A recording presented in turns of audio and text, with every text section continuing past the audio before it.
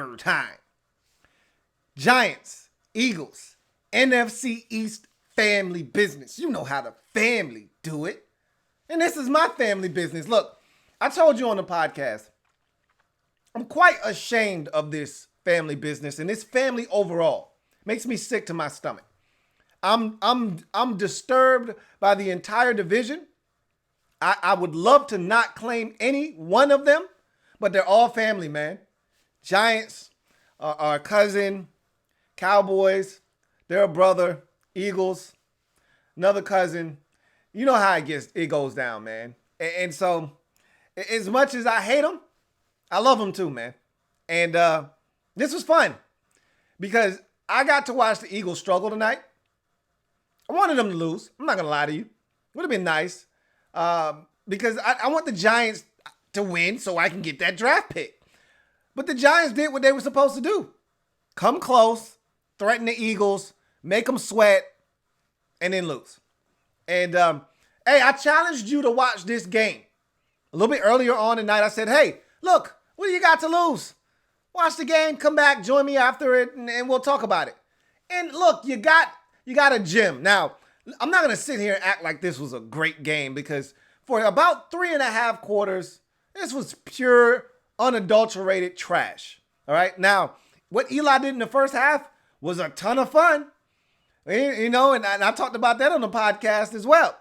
Hey, Eli Manning, you know, starring in his final scene as a New York Giant. Last chapter, Eli Manning in redemption. And it almost came true. And could you have written it any better? Eli with the sparkling first half leads his team to a 17-3 halftime lead. Eagles roar back, tie the game with just slightly under 2 minutes left. And now Eli with 3 timeouts and 1 minute and 53 seconds left. What is he going to do? Not a goddamn thing. Go 3 and out, give it back to the Eagles, go to overtime, never see the football. Sometimes that's just how the cookie crumbles. Oh, the NFL can be a vindictive son of a bitch sometimes. But at the end of the day, honestly, would you have had it any other way? Does Eli Manning deserve to have an over 500 career record? Hell no. Hell no. He deserves to be 116 and 117 all time as a starter. Shouldn't be any other way. He's going to go into the Hall of Fame with a sub 500 record, as he should, because Eli Manning, if not for the 2 Super Bowls, does not have a Super Bowl resume. So I think it was fitting the way that it ended. Let's face it. We need this divisional race to come down to week 16. Had the Eagles lost tonight, chances are the Cowboys are wrapping this thing up maybe next week with a win coupled with an Eagles loss. Because at that point, if they lose tonight and they're on a, 3-game skid that would be, lost to the Seahawks, lost to the Dolphins, and now would have lost to the Giants, 3-game skid. You could have probably buried them next week with a Redskins loss. And with the way they're playing and all the injuries that they have and the ones that they suffered tonight, you know, them needing Boston Scott and Greg Ward Jr. to show up huge next week on the road at Washington, they might have went down next week too. And they might have been done. And the Cowboys, yes, at 7-7, might have clinched the NFC East in week number 15. That would have made me throw up. But luckily enough for us, we don't have to worry about that coming to fruition. All is right in the world. The Eagles win the game 23-17 in overtime, and the Giants are still miserable at 2 and now 11. So didn't get the outcome that I was looking for, but there is some solace taken in knowing that Eli Manning, if he does not get another start in his NFL career, will be a sub 500 quarterback in terms of winning percentage. If you're just looking at the regular season in his career, I'll take that. Anyway, this was a weird game. Weather conditions were not ideal. I've talked about why the Eagles have struggled this season, and a large part of it, they tried to blow it out of proportion. Wentz has been terrible, and I like to more focus on the injuries myself. The injuries the Eagles have. I mean, look at the team that they had on the field tonight. Had they been playing anybody outside of the NFC East, any team, I don't give a damn. You pick one. They could have played Cincinnati tonight. They probably lose with the roster that was on the field tonight. Seriously. Anybody but the NFC East. Okay, maybe not Cincinnati. But anybody outside of Cincinnati and anybody in the NFC East, they probably lose tonight. Seriously. I mean, that's how bad the roster was. Alshon Jeffrey, never, ever trust a man with 2 first names. I told you, don't trust him. He leaves the game with what they call a foot injury. Don't know what the hell happened there. Didn't look good. Got carted off. Lane Johnson leaves the field. So Vitae had to come in. Didn't look good. Fell on his ankle. They lose J.J. Arcega-Whiteside at the end of the game. Looks like a hammy. Doesn't look good. All right. They finished the game with 1 wide receiver and 3 tight ends and 2 running backs. And you want to know why they've struggled this season. And I told Eagles fans, you bitch and complain all you want about Nelson Aguilar. You're going to need his ass one day. Well, you could have used him tonight. Y'all better stop treating Nelson like that, man. All right? For as much shit as y'all talk about Nelson, sure could have used him tonight. You can sure use him next week. God damn it, you could use him the week after that versus the Cowboys. So you better stop talking shit about these guys and hope that some of them get healthy and get back on the field for you. Or else you're going to be playing with some scrubs off the practice squad or a couple of dudes off the street. Or you could always pick up the phone and call Jordan Matthews for the 697th time. Carson Wentz would love for his best friend to be back on the roster for the 700th time. So there's always that option available to you as well. Okay?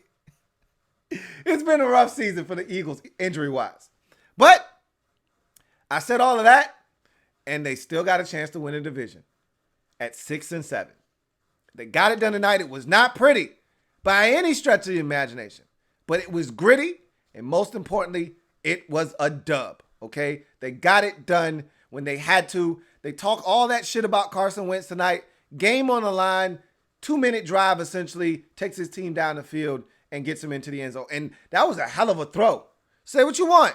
I know it was close, and I know it was a strike to Zach Ertz, a guy that he's very comfortable throwing the football to. But on a night like tonight, where the conditions were less than ideal, and gripping the football, probably not the easiest thing to do, and throwing a tight spiral in that particular moment, backing up away from the rush, essentially throwing a fadeaway slant on the money like that, got to give the man credit where credit is due. That's a hell of a throw and an even better catch on a night that it's not easy to catch the football. Zach Ertz snatched that football out of the air like it was a dry 50-degree night in Philly.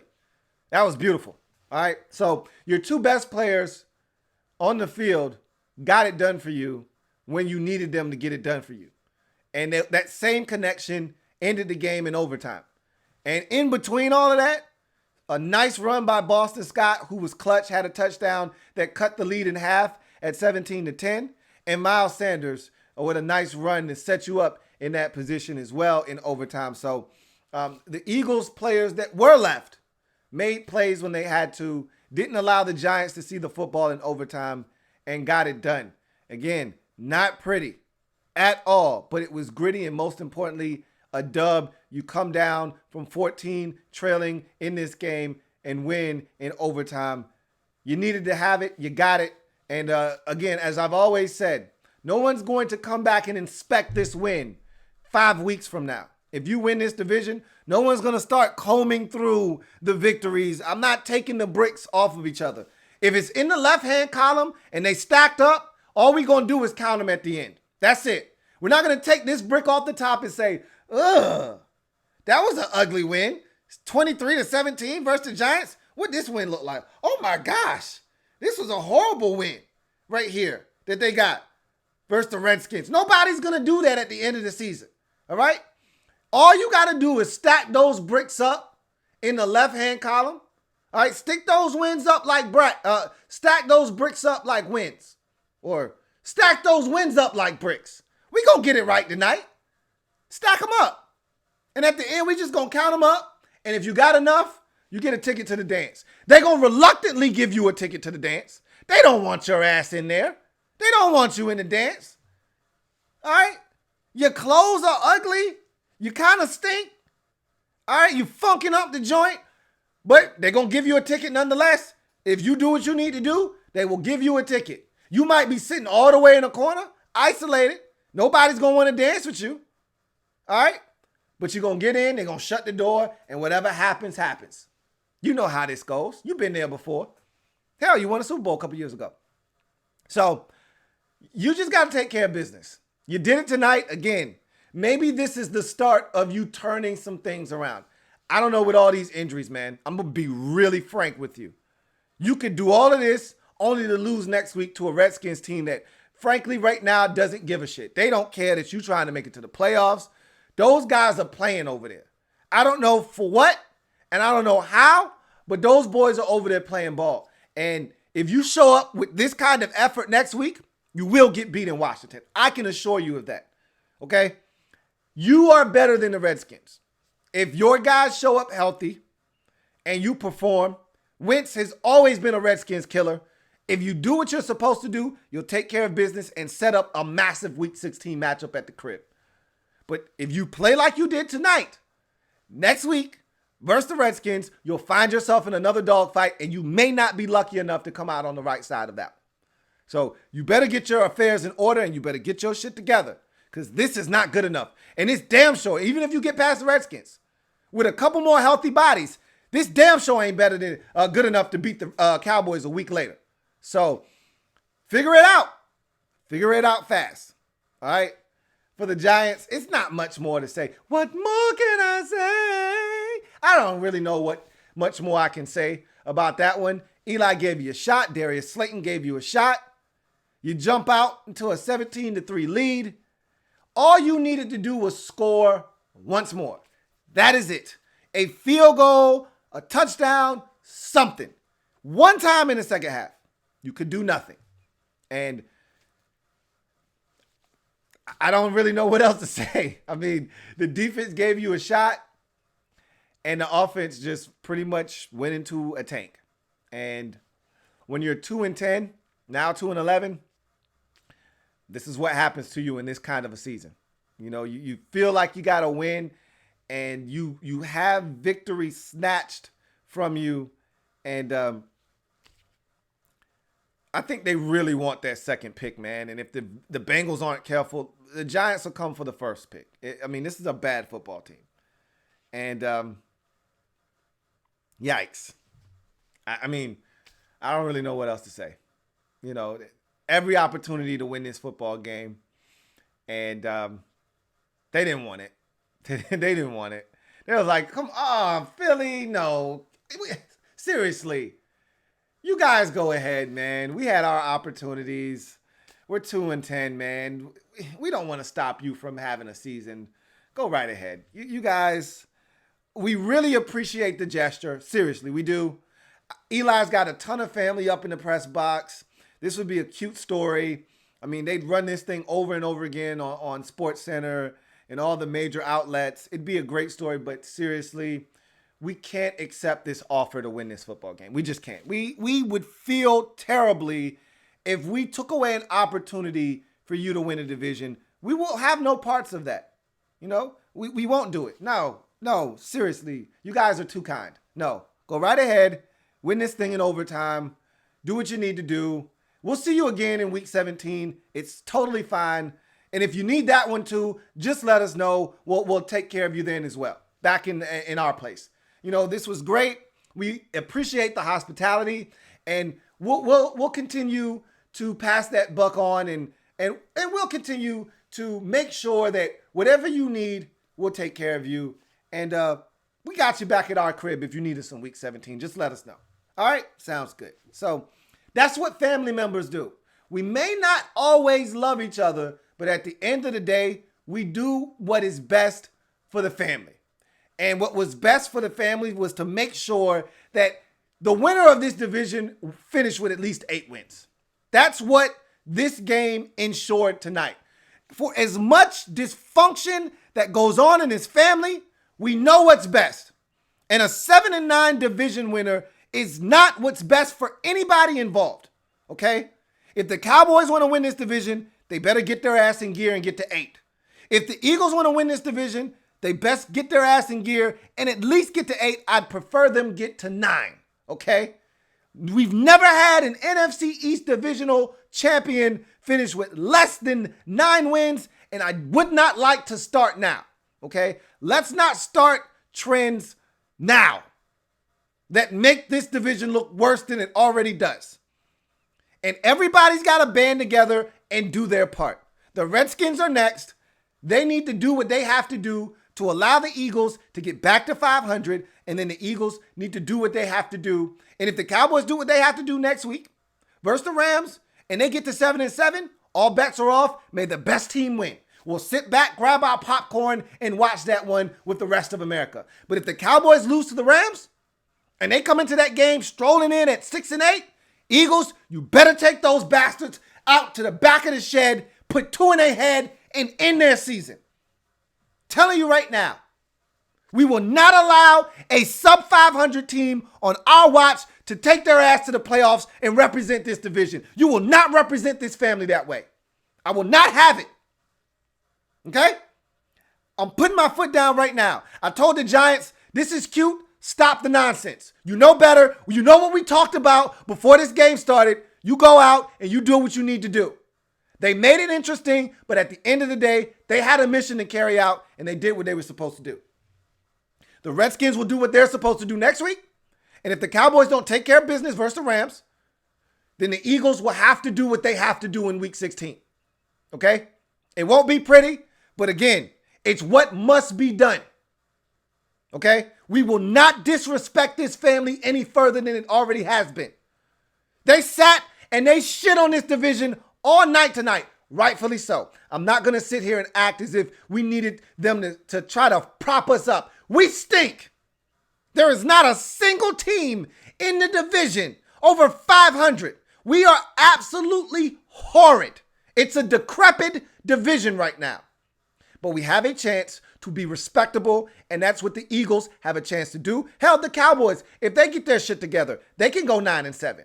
Either way, somebody's going to get into the playoffs at 9-7, and they're going to represent this division the right way. I don't really give a shit who it is. I'm giving both of you the opportunity, Cowboys and Eagles, I'm talking to you guys. I'm giving you the opportunity to get your shit together and get to 7-7 by Week 16. All right? And if you do that, I'll stay out of your affairs. Even though I'm a family member, I will stay out of it, and I will just sit back and watch, and may the best team win. But if one of you bastards gets there at 6-8, all bets are off. And if both of you get there at 6-8, oh, hell be damned. There will be hell to pay. So you better take care of business next week. Both of you bastards. But Eagles, I'm talking to you in particular. You got the best path to 9-7. The Cowboys have a tough run if they want to get there. They got to beat you, and they got to beat the Rams. All you have to do is beat the damn Cowboys. The Redskins and the Giants already understand what's at stake and what they need to do. You just got to beat the Cowboys. Choice is yours. You can get with this, or you can get with that. You can get with this, or you can get with that. You can get with this, or you can get with this, or you can get with this. I don't know which one, where is this at? I don't know. I'm just telling you. All right, let's get to the comments, man. Got a super chat. Big Blue Rising. Appreciate the super chat, man. He says, wow, Lou, Pat Shurmur is worse than McAdoo. We got rid of Tom Coughlin for double-digit losses the last 3 seasons. I'll take 7-9, then 2-14. You're absolutely right. And I said it when it happened that it was a mistake. Go back and watch the videos. Go check the archives. I said, they're making a massive mistake here. McAdoo was a clown, but even more so, yes, Pat Shurmur is a clown as well. You know what my favorite moment of the game was? And again, he had a job to do. We had this discussion, so he was only doing what he was supposed to do. But you know what I found very hysterical? And look, he's not the only one. He is one of probably 15 to 17 coaches in the league that are just absolute dopes and don't understand how to manage a game. So this was my favorite Pat Shurmur dope moment of the game. So the Eagles have a 4th down in the final stages of the 4th quarter, and the clock's running, and there is no way in hell for as aggressive as the Eagles head coach Doug Peterson is. And you know, Booger McFarland's such a dum-dum. He's like, oh, they're going to go for it. They got to go for it here. I agree. Shut up, Booger. You don't even know what the hell's going on right now. Okay. So what Doug Peterson was doing was like, okay, he's an idiot. So what we're going to do is we're going to act as if we're going for it. We're going to keep the offense on the field. We're going to allow this clock to bleed down. And then right around, 5 seconds or so, we're going to call timeout and we're going to punt this football. And we're going to go to overtime because there's 30 seconds left. And we really don't want to kick it back to them and have something stupid like Eli throw a 50-yard pass and have it be pass interference like the Broncos did against the Chargers last week. We don't want anything stupid happening. So let's burn this clock, bleed it down, and let's punt this thing and go to overtime. So you know what he does? He keeps his offense on the field, and they're just kind of meandering around. They're not looking like they have any sense of urgency because he's not going for it. He's talking into his little play sheet like he's really going for it. And all the while, old Pat over there on the other side is just standing there. Oh, wonder what he's going to do. Oh, he's trying to burn the clock. I'm going to let 13 seconds of the 4th quarter clock bleed off, and then I'm going to call a damn timeout with 17 seconds. Well, good job, dum-dum. You just killed any opportunity of you having a chance to get the football back with your 3 timeouts or whatever the hell it was at that point. And have a chance to do anything and get in the field goal range. So I thought that was priceless, what he did right there. I mean, textbook coaches for dummies 101. And but he's not alone. I watch coaches, including my interim head coach, do it every single week. Have no idea of what's going on. Booger McFarland had no idea what was going on. So that was funny. But I appreciate the super chat, man. I really, really do. Anyway, let's get to the got another super chat. Cruisin26 says, yes, we still getting Chase Young, laughing my ass off. You're not out of the woods yet. You got to come see us in 2 weeks, okay? You're not out of the woods yet. If we have it our way, we're going to lay down for that ass and give you the season sweep and take that second pick from you. You're not out the woods yet, okay? You still got to come see us. So you ain't got it yet. You probably will get it though. As sad as it is to say that, you're probably going to end up with the second pick. Jared Coleman says, man, what a game. Thought the Giants could pull it out, but not enough playmakers. Is this the last we've seen of Eli Manning? Maybe, maybe not. We'll see how the ankle injury for Daniel Jones heals up. Eli may get one more start. So he may not be done just yet. And you haven't used up your Dolphins get out of jail free card yet, have you?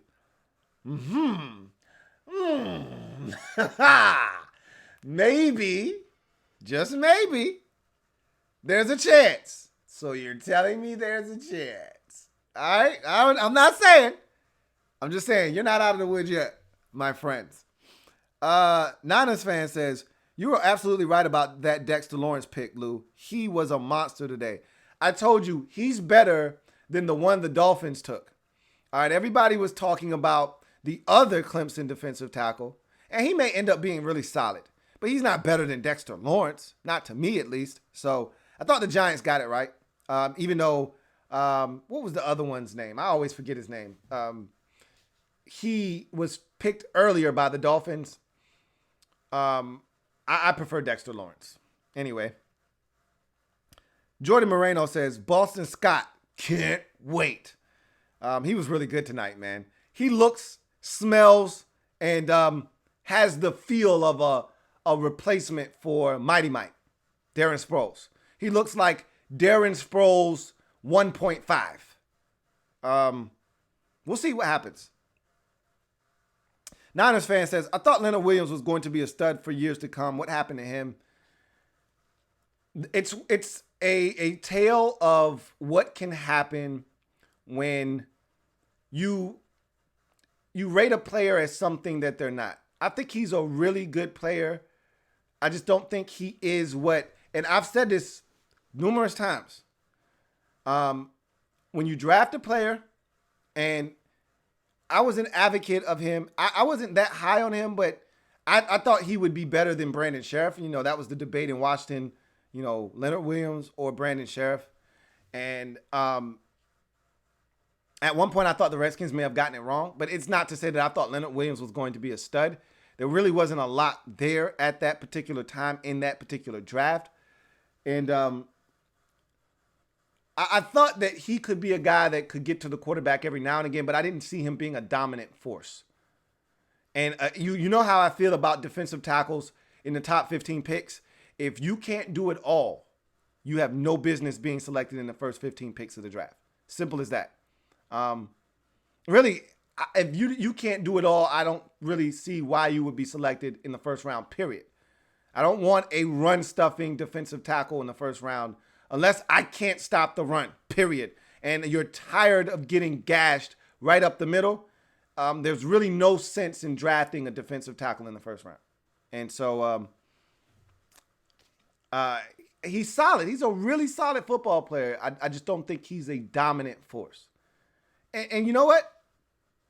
Maybe in a different scheme, he'll come alive. And maybe one full year with the Giants in their scheme and they get some more defensive talent. Let's say you put Chase Young next to him. All of a sudden, maybe he becomes a beast again. We'll see. You just never know. Emperor Meach says, oh boy, the E-Hive was buzzing tonight. Gettleman and Mar about to extend him now.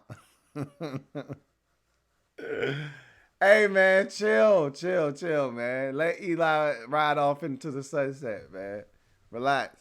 Niners fan says, if we end up slipping up and dropping to the 5th seed, who should we be more scared of, the Eagles or the Cowboys? Neither. If I had to be honest with you, you'd much rather play the Eagles right now than the Cowboys. At least the Cowboys are relatively healthy. They just stink. But they're healthy. And at any moment, notice, they could get their shit together. Zeke could go off for a buck 13. Dak could throw for 313. And you could get upset in Dallas. The Eagles, with the way their roster is set up, with all the injuries that they have, they couldn't sniff 20 if you gave them a head start with 17. They stink right now. And you put that offense on or that defense on Carson Wentz's ass, and I could see them having the same type of performance they had against Seattle last week, where they barely muster 9 points. So it's definitely the Eagles you want. No doubt about it. But you shouldn't slip to the 5th seed. Don't speak that into existence. JP says, looks like the Giants are getting Chase Young and not the Skins. Probably right. Probably right. JP says, Giants choke just like the Skins did week 1. Yep, sounds about right. DMV fan says, Chase Young was in the Skins' grasp, bro. Oh, well, they still play the Dolphins and the Skins. Do or die time. Absolutely correct. Absolutely. There is still time for the Redskins to make up the ground that is necessary to get that elusive number 2 pick overall. And you know what's funny is we are dismissing Cincinnati like they won't bypass a quarterback altogether and snatch up Chase Young. That's a guy that's in their backyard right now at Ohio State. Let's not oversell them on taking a quarterback. Now, I get it. Quarterback is more important, but Andy Dalton isn't half bad, and he's still under contract. Who's to say that they love Joe Burrow or Tua coming off the injury right now?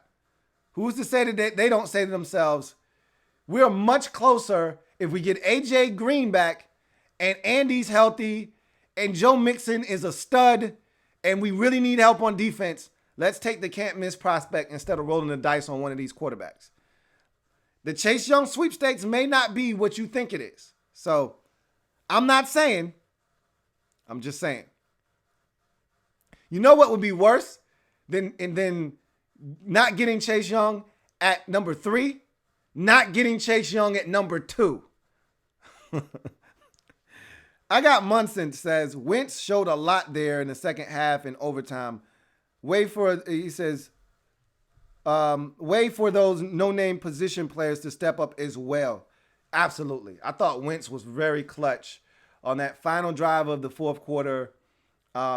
Not the one they had to punt on, the one before that where he took him down the field, got him into the end zone, and the overtime drive. So, absolutely. JP says, 0 chance Pat Shurmur is back as Giants head coach next year. It's 0 chance that Shurmur, Jason Garrett, or Bill Callahan are back. So 3 of the 4 teams in the NFC East will have new head coaches next year, which is just mind-boggling. Speaks to the ineptitude of the division as a whole. Reese says, the playoff system is dumb, Lou. How can 6 and 7 Dallas be the 4 seed, but the 8 and 5 Rams are struggling to make the playoffs? Seeds should not be determined by team record. He said seeds should be determined by team record, not division standings. You have to make it so that the division winner gets into postseason. I agree with you that a division winner should not be guaranteed a home game, however. You should be guaranteed a playoff spot. But the owners aren't going to change that because they do not want to diminish what it means to win the division. They want the division winner to still mean something. And that means a home playoff game. And it also means more revenue generated for the team that won the division because you get a home playoff game and you get more money generated for that home playoff game. So I heard as late as last week that they're not even considering reshuffling the seeding in the postseason. If you win your division, you're going to get a top 4 seed. That's the way it has been. That's the way it's going to continue to be. I agree with you. You should not be guaranteed a top 4 seed, only that you make it to the playoffs if you win your division. But it does not sound like that's changing with this next CBA either. Cloud says, what up, Lou? I know we trash, but damn it, I'm happy. I hear you, bruh. I got Munson says, haven't seen Eli look so pissed as he was walking back into the locker room. He wanted that +1 in his career win-loss record. Yeah, he wanted that one bad. And I don't think he was thinking about his overall career record as much as that could have been his last start. And he wanted a lasting, indelible image left in the minds of everyone that last Monday night, that last time we saw Eli Manning, he went out a winner. And he didn't get that tonight. Storm says, couldn't believe this trash went to OT. I think Eli is overrated as F and shouldn't be a Hall of Famer. But if he does get in, it's nice that he will have a losing record. Oh, he's getting in. Okay. There is no doubt about that. You heard them chumming it up tonight. Eli Manning, part of the first family of the NFL. Man, he would get in. Had he not won a Super Bowl, he'd probably still get in. But the 2 Super Bowls are just icing on the cake. And look, truth be told, those were epic wins. Those weren't any Super Bowl wins. He stopped the Patriots from going 18-0. All right? Wait, 19-0. They were 18-0 going into that game. He stopped the Patriots from going 19-0. All right? Like, that's an epic win. And then when the Patriots tried to win again, he said, not on my watch. So, and there were epic throws, signature throws in each of those games. So, he's getting in. Cloud says, let's get this playoff run going. I think tonight could be the start of that playoff run, indeed. I don't know if you're going to do anything once you get there, especially if you don't get some healthy bodies back. At this point, you'll take warm bodies. They don't necessarily have to be healthy, just warm bodies. If you can chew gum and walk at the same time, the Eagles could use your services right now. JP says, I think you can you and I can agree that the officiating tonight was trash can juice. I wasn't that. I wasn't that upset with the officiating. I've seen much worse this season. Emperor Meach says Eli is going to start the last 3 games as well. Mara, Tish, and Gettleman want to give him a farewell tour. He says it makes me sick, but that draft pick though. You know what? You're probably right. They probably feel like Eli deserves to go out a winner, and he'll have an opportunity down the stretch against the likes of the Dolphins, the Redskins, and the Eagles once more.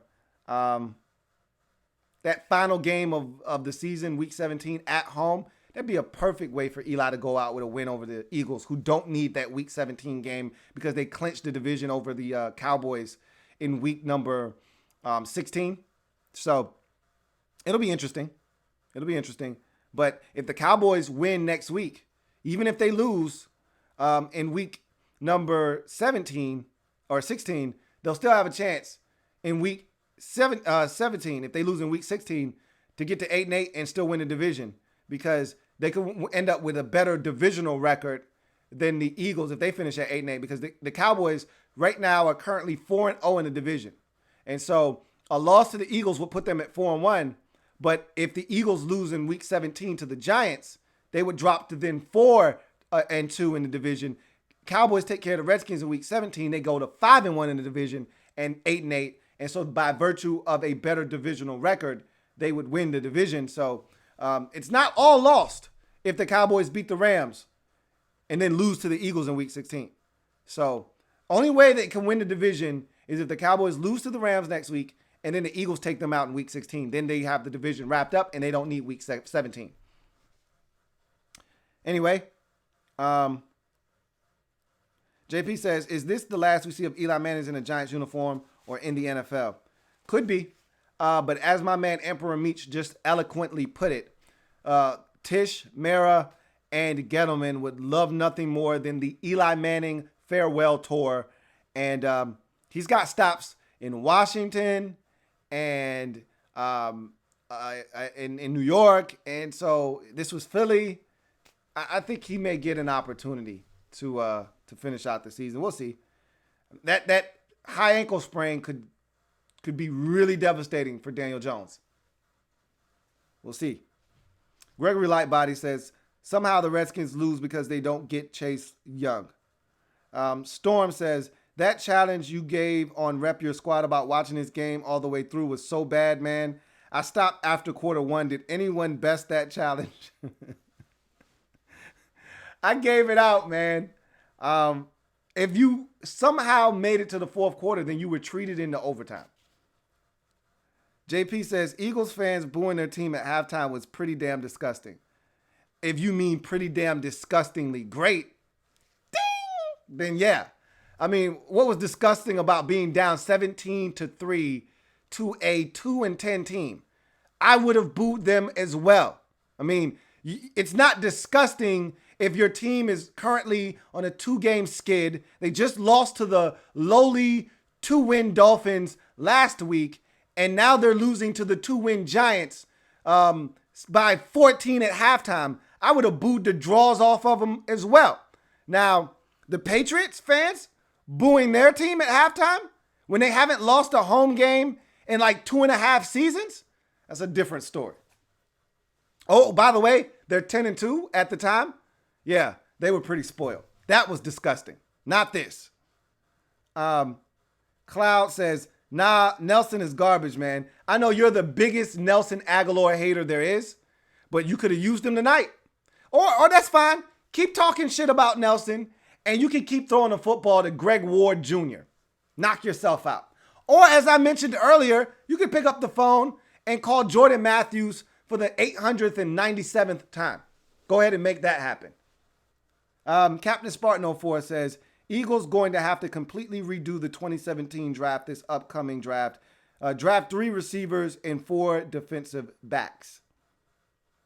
Gregory Lightbody says, Eagles must have missed the memo drafting Whiteside in one of the best wide receiver drafts since 2014.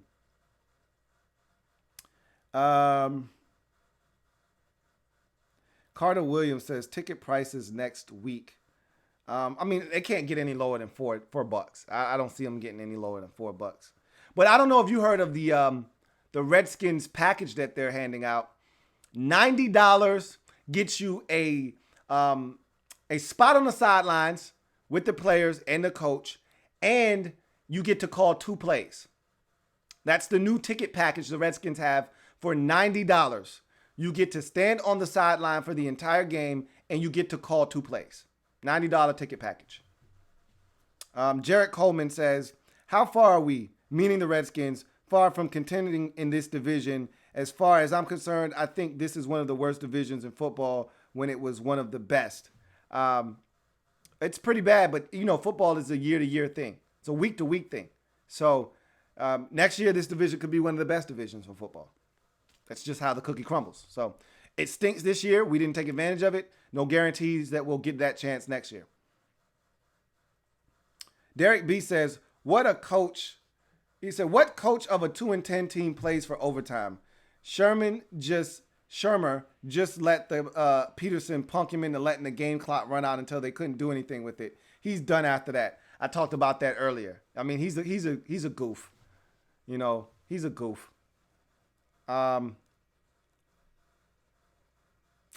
Let's see. Emperor Meat says, I don't know why Wentz doesn't use his legs more. Ever since he tore his MCL, ACL against the Rams in 2017, he doesn't want to run anymore to extend plays. Well, you just said why he doesn't want to run.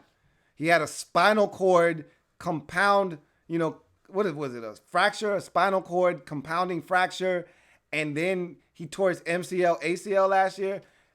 You have a couple of injuries, you start rethinking of what's important, and I heard him say this offseason that he understands his importance to this team and he has to take care of himself. So you're not going to see him be all willy-nilly out there. Derek B says, honestly, I'm not that big of a fan of Barkley. He gives up ground too often and runs east and west too much instead of north and south for my taste. I understand where you're coming from, but that kind of talent, you don't want to put it in a box. You don't want to tell him, hey, just get up the field. That takes away his creativity. That's like telling Barry Sanders, hey, bruh, we can't have the 7-yard losses. We can't have the 3-yard losses. I need you to go north and south. Then you don't have Barry Sanders anymore.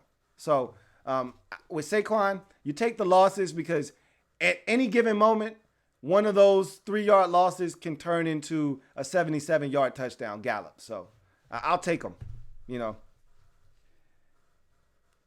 Fishlap says, Morgan Moses has 2 first names, right? Jerron Christian, hater, you. Hey, look, man, I told you don't trust Jerron Christian. Morgan Moses, I don't know if that's 2 first names. Moses, I still consider that a last name. So it's all in the eye of the beholder, if you will, on that one. And even Morgan could be considered a last name. That one kind of goes both ways as well. That's a dicey one, Morgan Moses is. I almost would say that that's 2 last names versus 2 first names. But whatever. It's your call. Jerron Christian, definitely 2 first names, and I don't trust him. And I've told you that before. DMV fan 123 says, eat a W, Philly. Man, that whole booth out of here. I heard that same thing. When he said that, I'm like, what? They won the game, dude. What are you talking about? Eat that W. Like, that doesn't sound like a good thing. That doesn't sound like a compliment. Whatever. I mean, he was in the moment. Cool. I'm not going to kill him. JP says, this division is so bad they should just disqualify everybody from playoff contention. Derek B says, damn, I wanted that second pick. We were close, man. Oh, so close. But we're not dead yet. Like, don't be discouraged. The Giants did what they were supposed to do tonight.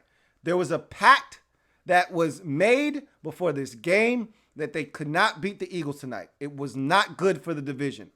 All right? So they did what they were supposed to do. They gave it a run. They gave them a scare, but they had to lose when it was all said and done. But there's nothing stopping them from losing next week versus the Dolphins. Or winning next week versus the Dolphins. Nothing stopping them from that.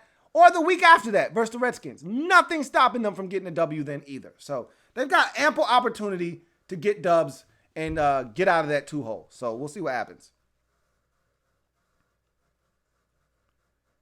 Protect Sports says, we can't accept this win. Laughing my ass off. I'm dying, dog. Hey, look. That was what was said. That was what was done. And I didn't have a problem with it. They understood what needed to be done for the good of the division. So Atlas says, I don't know why people are acting like the NFC East situation is all that bizarre. Remember when the 7-9 Seahawks made it in and slayed the Saints in the playoffs? Yeah, we all remember that. It doesn't make it any less tolerable, though. All right? It's still a bad division. It's still a division that you don't feel like has any place. And it makes it that much worse when you look at the rest of the NFC conference. I assure you, that year when the Seahawks were 7-9, and they beat, that was the Beastquake game for those of you who don't remember. That was the game Marshawn Lynch had that run, and the crowd in Seattle set a world record for the most noise in an outdoor stadium, and it was off the charts, and there was a seismograph that recorded an earthquake because of the noise. I guarantee you that the rest of the conference wasn't as good as the conference is this year. That's what makes this that much more egregious. That there's a chance that an 11-win team could miss the postseason because of this nonsense. The Rams could win this week versus the Cowboys, a team that could ultimately win the division. They could beat them this week, get 11 wins, and be on the outside looking in because of a 7-9 Dallas Cowboys team or an 8-8 Eagles team. They could be on the outside looking in. That's a travesty. But you're not wrong. This has happened before. But it's disgusting. When you see all these double-digit win teams, you got, 11-2 San Francisco, 10-3 New Orleans, 10-3 Green Bay, 10-3 Seattle, and then you look down and you see 6-7 Dallas leading the damn division, with 9-4 Minnesota and 8-5 Los Angeles sitting there looking like, what do we have to do to get in?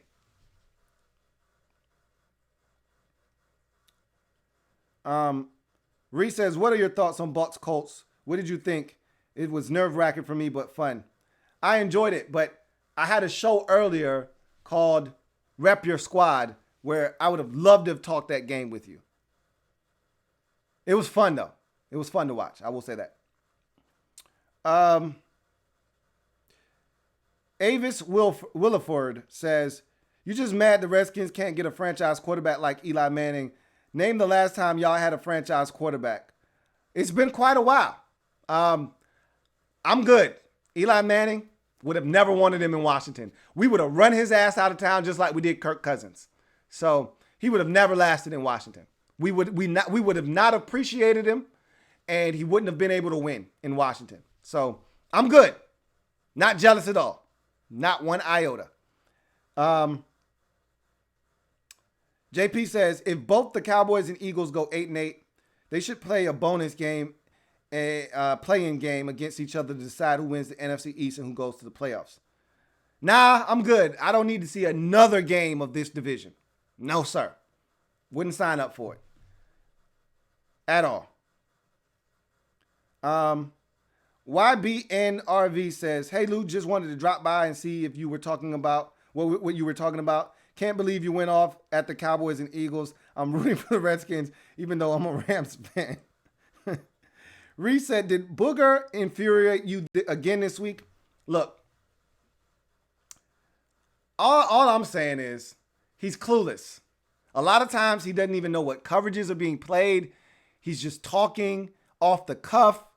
And in this particular instance, he's talking about, oh, Doug Peterson is going for it. I agree with this move. No, he's not going for it, you dope. He's not going for it at all. And why would you think that would be a smart idea with 30 seconds left? Why would you think that it's smart to go for it from your own 45 with 30 seconds left and the Giants having all three of their timeouts? Does that sound like something that's remotely smart to you? If they don't get it, and it's not like it's fourth and inches. It's fourth and like 2. If they don't get this, the Giants simply need one completion. Doesn't even have to be a first down. A 7-yard completion, and they're within Rojas field goal range. All right? That was a dumb call and totally wrong. That was my problem with that. But then again, he does this every single week. So I shouldn't be surprised. Fishlap says, this is why firing Gruden may still be our biggest, our massive mistake. If we hire this Shaw Neanderthal, I think that will pretty much be the outcome. I don't know if I'm not going to call David Shaw a Neanderthal, but I will say that he is outdated. His way of thinking, his style of play is outdated.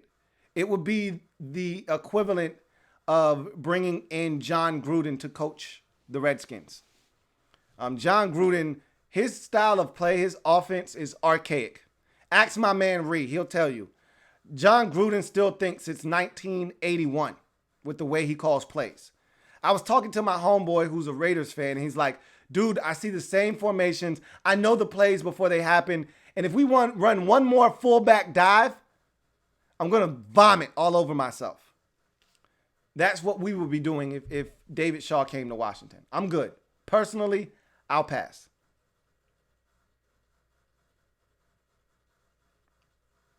Thomas S. says, Carson has struggled sometimes this year, but he balled out when he needed to. Hopefully he keeps the hot hand going. Yeah, he struggled a bit this year. Some of it his fault, some of it not his fault. And he struggled a bit tonight. There were opportunities, but it was a wet night. I thought when they needed him most, he stepped up. That's most important. Emperor Meat says, fun fact, McAdoo wanted to trade up and grab Mahomes before the Chiefs, but John Mara blocked him, so he actually knew QB talent. I wonder what he would have done with Mahomes. That would have been interesting because Mahomes would have been a great fit for what he did schematically offensively. Eli Manning was a terrible fit for what McAdoo wanted to do. McAdoo wanted to run a lot of gun stuff. He wanted to run pretty much what the Chiefs are running right now. That's what he wanted to run. Similar to what the Eagles run. Again, Peterson coming from that Chiefs tree. He wanted to run an offense that looked similar to that. And Eli just wasn't a good fit. Mahomes would have been a perfect fit.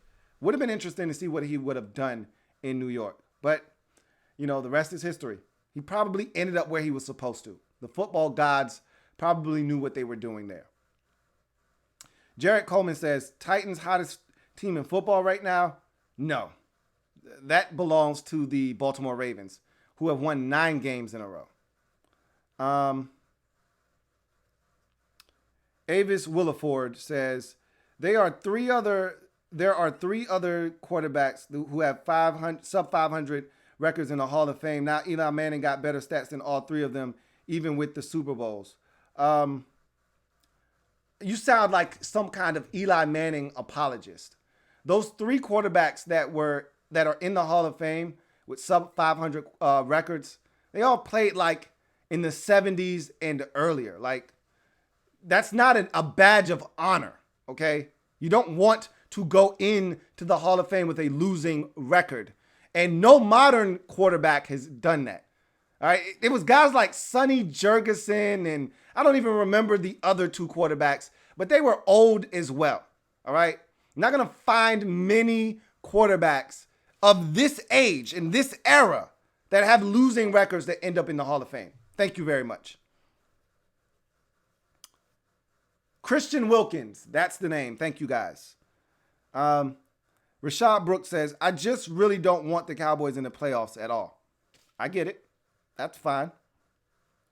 Jaleel says, bro, so many tanking teams face each other the next 3 weeks. I can't wait. I don't know if teams are actually tanking, but I said it about a month ago that all these bad teams have to play each other. So wins will happen whether they want them to or not. Cincinnati has to play the Dolphins. The Dolphins have to play the Giants. the Giants have to play the Redskins, wins will be had. Teams will win. Okay? It will get pretty damn interesting down the stretch. For sure.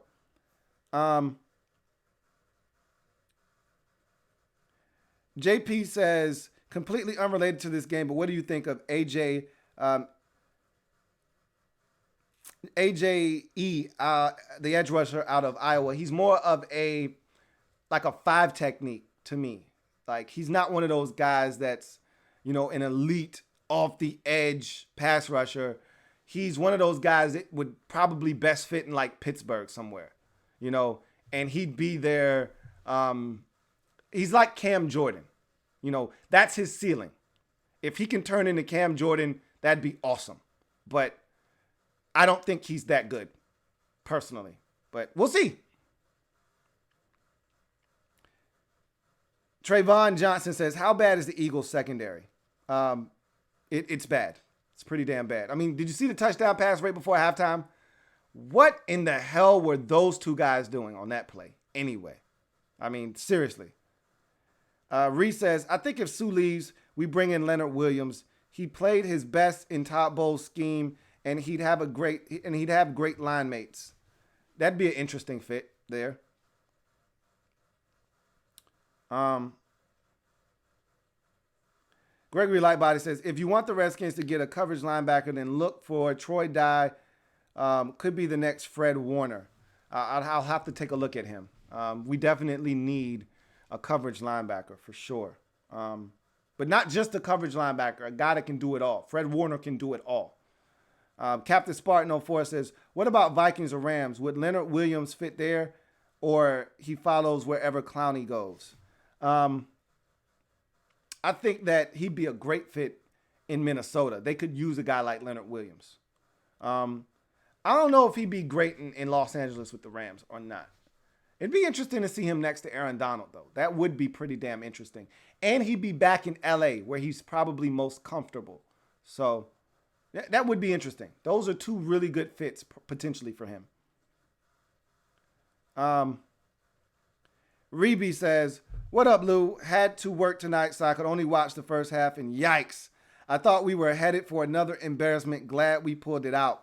Yeah, you were, but again, the powers that be, we all met prior to the game starting, and we had already discussed, this had already been preordained, that the Eagles would somehow win this game. And so, as crazy as that sounds, the Eagles did what they had to do, and the Giants did what they were supposed to do. So, glad it all worked out the way that it was supposed to. Robert Gamble Jr. says, the one time I go for the Giants, they lose. I want Chase Young in D.C. Don't we all? Don't we all? JP says, it honestly doesn't matter who wins this division and goes to the playoffs because they're losing in wild card weekend anyway.